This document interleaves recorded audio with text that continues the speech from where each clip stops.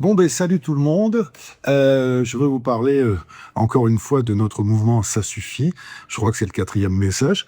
Mais avant, quand même, je voulais vous souhaiter une très bonne année 2026. Donc, je voulais vous parler du mouvement Ça suffit. Je continue à recevoir vos propositions. Je continue à discuter avec des gens à droite, à gauche pour savoir tout ce que vous aimeriez améliorer dans votre quotidien. J'ai même commencé à discuter avec certains hommes politiques. Alors, je voudrais faire une précision parce que j'ai lu dans certains journaux que je représentais le peuple. Je représente pas le peuple français, ça serait très prétentieux. Non, je représente une certaine France qui en a marre, qui me dit sans arrêt, ça suffit pour plein de raisons. Donc ces propositions, ben, elles sont sur mon ordi là, mais j'en ai griffonné quelques-unes juste pour vous faire voir le sens dans lequel on va. Tout ce que je vais vous dire là, c'est discutable, ça va être discuté, ça va être étudié, mais c'est pour vous donner un petit peu une idée, puis vous montrer que je suis très attentif à ce que vous m'envoyez. Alors, j'ai griffonné quelque chose là, niveau social. Beaucoup de gens me demandent évidemment en premier la baisse des charges salariales pour les employés et puis la baisse des charges patronales pour les employeurs. Ça, c'est quelque chose qui revient souvent. On me demande aussi la TVA à 5% sur les produits de première nécessité, y compris les produits d'hygiène, et puis un abaissement significatif des taxes qui plombent les entreprises, vraiment, qui empêchent les petits restaurateurs, les petits artisans d'avancer. En termes de justice, évidemment, l'augmentation des peines de dissuasion que les gens qui font des bêtises ne s'en sortent pas tranquillement 2 jours après.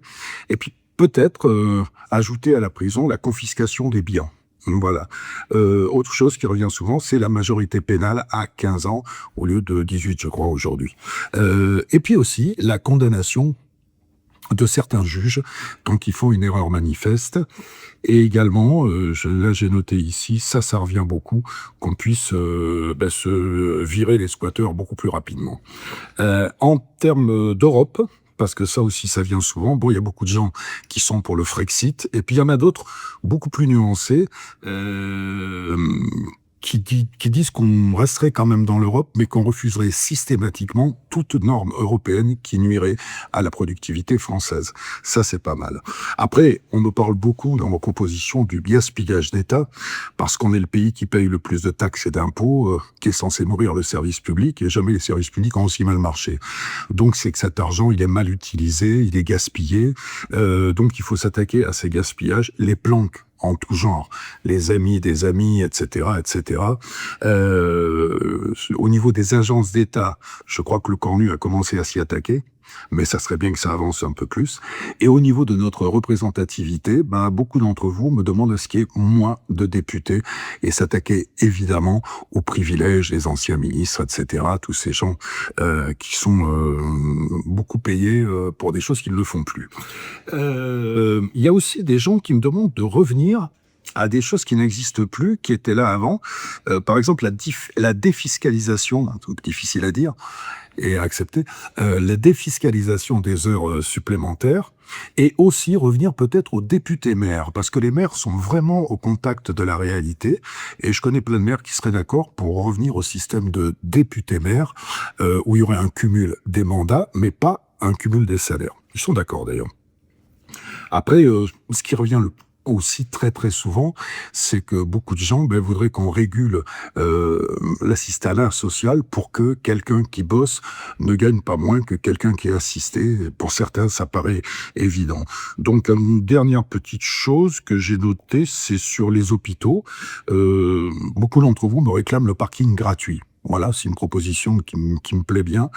Et puis que l'argent donné aux hôpitaux, qu'on enlève beaucoup de l'argent donné à l'administration pour le donner aux soignants. Et puis que les urgences, par exemple, soient dignes de porter leur nom. Parce que j'ai encore eu des exemples récemment où il y a des gens qui attendent jusqu'à 8h, 9h dans les couloirs des urgences. C'est absolument inadmissible, ça. Voilà. Alors, tout ça, c'est des petites propositions qu'on va étudier, on va voir lesquelles sont réalistes, sont réalisables. Il y en a d'autres beaucoup plus importantes au niveau de l'immigration, de la sécurité, encore du pouvoir d'achat. On travaille, je vous tiendrai au courant. Ce que je voudrais vous dire, je ne sais pas si je vous l'ai déjà dit, mais ce qui ressort de tout ce que je reçois et de ce que j'entends, c'est que les gens ne demandent pas la lune, ils veulent juste un petit peu plus de soleil. Donc on va essayer de se débrouiller pour leur apporter ce soleil. Et là, j'ai besoin de vous parce qu'il faut qu'on soit nombreux. Je vous les ai déjà expliqué, c'est le nombre qui va faire notre force quand on va aller amener ces propositions aux candidats à l'élection à la présidence. Il faut qu'on ait un poids, il faut qu'on ait le poids de nos votes derrière.